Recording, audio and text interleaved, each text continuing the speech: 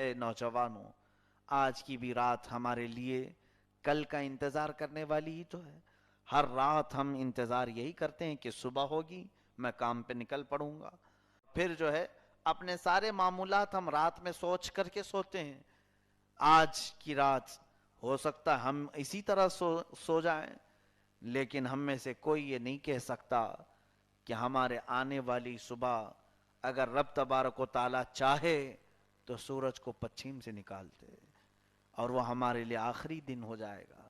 اسی لیے بزرگوں نے فرمایا ہر رات توبہ کر کے سو، ہر رات توبہ کر کے ایمان لا کر کے سو، کلمہ شہادت پڑھ کر کے سو۔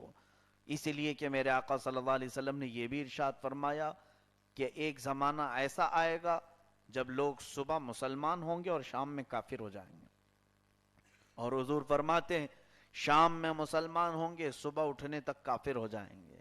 یہ وہی دور ہے، صبح سے شام تک ایمان کا کوئی بھروسہ نہیں۔ کلمات زبان سے ایسے ایسے نکلتے ہیں جس کا اگر سرسری جائزہ لیا جائے تو کتنے لوگ تو صرف زبان کی وجہ سے کافر ہو جاتے ہیں، صرف ہماری زبان کفر تک لے جاتی ہے۔ کئی ایسے کلمات ہیں۔ پہلی بات تو یہاں علم سیکھا نہیں، جانتے نہیں کہ کس جملے سے کفر ہوتا ہے، کس کلمے سے آدمی اسلام سے نکلتا ہے۔ سیکھنے کا موقع کہاں ہے ہمارے لوگوں کے پاس؟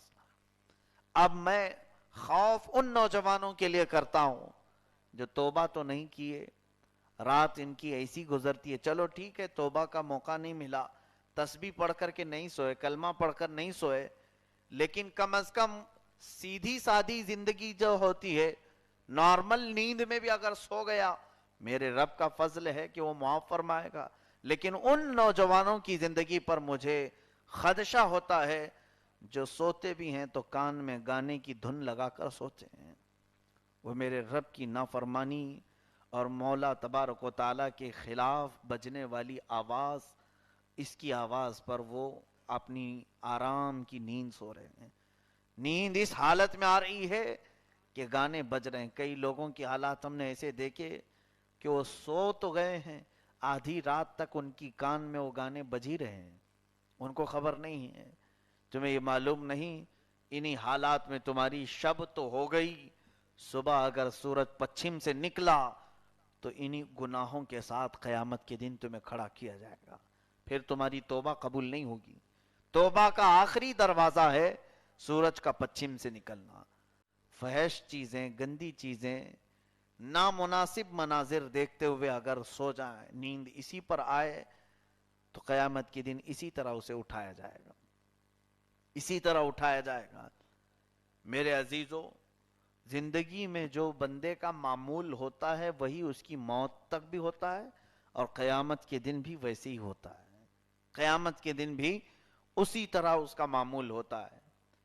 ایک مولانا روم رحمۃ اللہ تعالی علیہ لکھتے ہیں، مولانا فرماتے ہیں جیسے طوطے کی مثال آپ نے بیان فرمائی کہ مرنے کے وقت جو اصلی آواز ہے وہ نکل جاتی ہے، اسی طرح فرماتے ہیں مولانا کہ ایک شخص کو ہم نے دیکھا کثرت سے وہ درود پاک پڑھتا ہے۔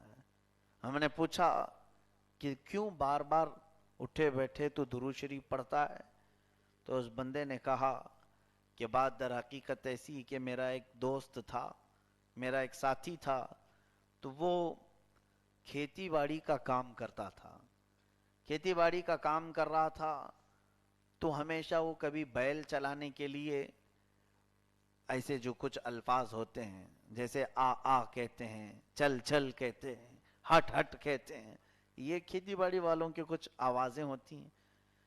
تو وہ کہتا ہے کہ میرا دوست جو کھیتی باڑی کا کام کرتا تھا، ایک دن ایسا ہوا کہ ایک جگہ سے کوئی ہوا چلی اور بھاری بھرکم سامان آیا اور اس کے سر پر گر گیا، جس کی وجہ سے اس کی موت ہوئی۔ لیکن ہم نے دیکھا کہ موت کے وقت جب اس کے اوپر سامان گرا تھا تو وہ یہی کہہ رہا تھا بار بار، بے ہوشی کے عالم میں تھوڑا، بیلوں کو جو ہل چلاتے ہیں، آ آ چل چل ہٹ ہٹ، یہی الفاظ اس کی زبان پر جاری تھے اور اسی میں اس کی موت ہوئی۔